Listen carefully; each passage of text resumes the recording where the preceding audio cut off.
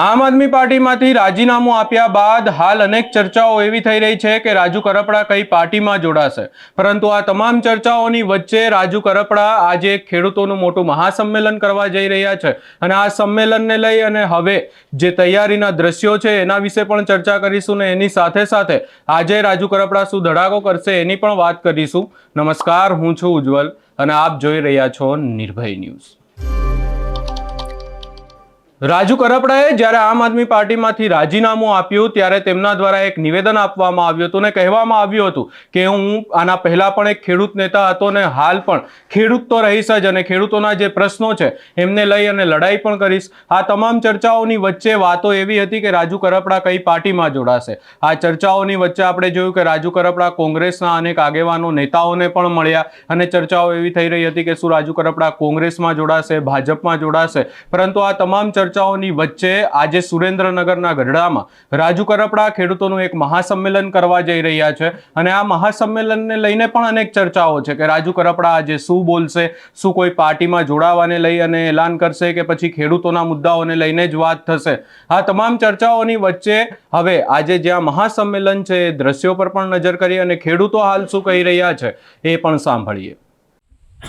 જય જવાન જય કિસાન।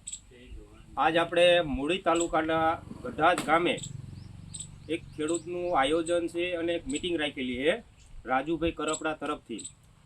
ખેડૂત ભાઈઓ, આજ આપણે જેટલા ખેડૂત બને એટલા ખેડૂત આજ ભેગું થવાનું છે। આપણે રાજુભાઈને સમર્થન પૂરેપૂરું દેવાનું છે। જેટલા ખેડૂત બને જેટલા જલ્દી બને એટલા જલ્દી આજે વહેલાસર પહોંચી જઈજો 8 વાગ્યે। રાજુભાઈને પૂરેપૂરું સમર્થન દેવાનું છે। આજ અમે બધા ખેડૂત ભેગા છીએ અહીં મૂળી તાલુકાના દુધે ગામથી। આજ જેટલા ખેડૂત હાજરી આપશે અને રાજુભાઈને સમર્થન પૂરેપૂરું આપશે, રાજુભાઈ કોઈ બી પાર્ટીમાં જાય, પાર્ટીથી કોઈ અમારે લેના દેના નથી।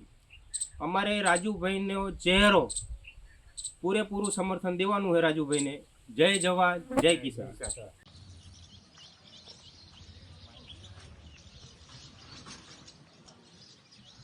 ખેડૂત ભાઈઓ, તમે જોઈ શકો છો અત્યારે આપણે ખેડૂની ગઢાજ ગામે જે મિટિંગ છે આજ અત્યારે મિટિંગના સ્થળમાંથી અમે પધારેલા છીએ। અમારી સાથે ગઢાજના તમામ મિત્રો અને કામ કરવાના ભાઈઓ અને મારી પડખે બેઠા એ ગઢાજના સરપંચ છે। અત્યારે ખેડૂની મિટિંગનું ઝુંબેશ કામ અત્યારે ચાલુ કરેલું છે, એટલે અત્યારે એક ધારું સતત કામ ચાલુ જ છે।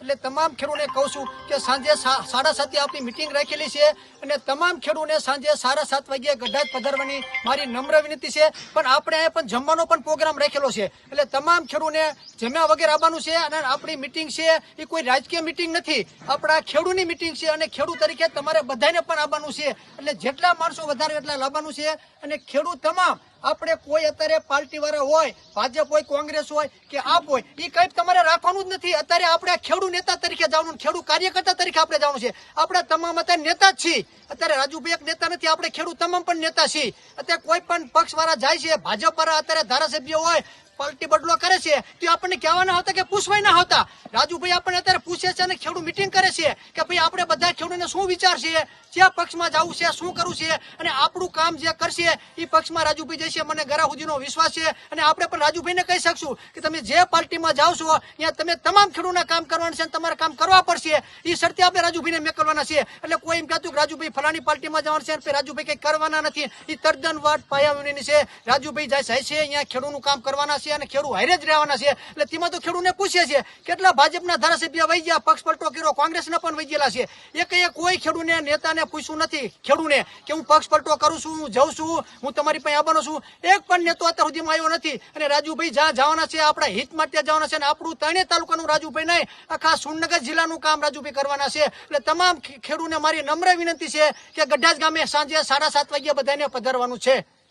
તમે જોઈ શકો છો કે આ જે અત્યારે મંડપ સર્વિસનું કામ જે છે એની પડખે મારી પડખે બેઠા જેસાભાઈ છે, ગઢાજ ગામના છે, પોતાને અત્યારે મંડપનો ધંધો છે જેસાભાઈને અત્યારે ખેડૂત મિટિંગ રાખી છે। એટલે જેસાભાઈને હું મંગાયો કે મારે તમામ જે ખૂંટસી મંડપનો પણ 1 રૂપિયો મારે લેવો નથી, કારણ કે ખેડૂત પણ મારા ગ્રાહક છે, હું ખેડૂત હારે ધંધો કરતો હોય છું, એટલે મારે ખેડૂતને એટલો સપોર્ટ કરવો છે। એટલે ગઢાજ ગામમાં વતીથી અત્યારે જેસાભાઈએ મંડપનો તમામ ખેડૂતને ખર્ચો 1 રૂપિયો પણ લેવો નથી, 2 દીથી સેવામાં લાગેલા છે। આ તમે બધું જોઈ શકો છો કે 2 દીથી આ 10 10 માણસો સતત કામમાં લાગેલા છે અને ગઢાત ગામે પણ અત્યારે જમવાની વ્યવસ્થા ગઢાત ગામ તરફથી છે.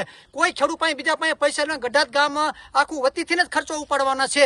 એટલે ગઢાત ગામમાં જે સરપંચ મારી પડખે બેઠા છે પણ એમનો મોટો યોગદાન છે અત્યારે, કારણ કે જેટલું ઘીરે આપણે અવસર હોય ને તો ભાઈ હમણાંનું કામ પૂરું ન કરી શકતા, તો જો 2000 માણાની મેદની ભેગી થવાની હોય અને જે કામ કરવું ને એ કઈ નાની ના ખેલ નથી. એટલે જેને કર્યું હોય એને પણ ખબર પડે છે. એટલે ગઢાત ગામ વતીને ગઢાત ગામનો પણ હું આભાર માનું છું. આજે મૂળી તાલુકાના ગઢાત ગામે કિસાન ક્રાંતિ સભા ખેડૂત માટેની રાખેલી છે. એમાં મંડપનો જે કંઈ ખર્ચા ગઢાત ગામના જેસાભાઈ માવજીભાઈ તરફથી આપેલ છે, તેઓ એક પણ રૂપિયો લીધા વગર આ મંડપમાં ફ્રીમાં આપવામાં આવે છે. તેઓ પણ એક ખેડૂત પણ છે, એમને પણ બધી જમીન ને બધું છે. એટલે એ પ્રમાણે એમને કીધું છે કે આજની સભામાં જે કાંઈ ખર્ચો થાય એ મંડપનો મારે કાંઈ લેવાનો થતો નથી. અને પ્લસ કે આજના આ ગામમાં જે કોઈ જમવાની વ્યવસ્થા કરેલ છે એ બધા સંયુક્ત ગઢાત ગામના ખેડૂત ભાઈઓ તરફથી રાખવામાં આવેલ છે. બધા ખેડૂત ભાઈઓથી 2 દીથી આની વ્યવસ્થા કરી આપેલ છે. હવે આજે નજર માત્ર ને માત્ર રાજુ કરપડા ઉપર જ રહેશે કે રાજુ કરપડા આખરે બોલે શું છે? શું રાજુ કરપડા ખેડૂતોને લઈ અને કોઈ નવી જાહેરાત કરવાના છે? કારણ કે ચર્ચાઓ એવી પણ થઈ રહી છે ને રાજુ કરપડાએ એવું પણ કહ્યું છે, એમનું એક નિવેદન સામે આવ્યું હતું ને નિવેદનમાં એમના દ્વારા એવું કહેવામાં આવ્યું હતું કે ખેડૂતોના મુદ્દાઓને લઈને આગામી સમયમાં શું પ્લાનિંગ કરવાની છે, મુદ્દાઓને લઈ અને આગામી સમયમાં રાજુ કરપડા ખાસ કરી અને કેવી રીતે લડાઈ આપશે, આ તમામ મુદ્દાઓને લઈ અને આજે મહાસંમેલન છે એની અંદર ચર્ચાઓ થવાની છે. હવે જોવાનું રહેશે કે રાજુ કરપડા શું બોલે છે. આ સમગ્ર બાબતે તમારો શું અભિપ્રાય છે અમને કમેન્ટ કરી જરૂર જણાવશો. અમારી ચેનલ નિર્ભય ન્યૂઝને લાઇક, શેર, સબસ્ક્રાઇબ કરવાનું ભૂલશો નહીં.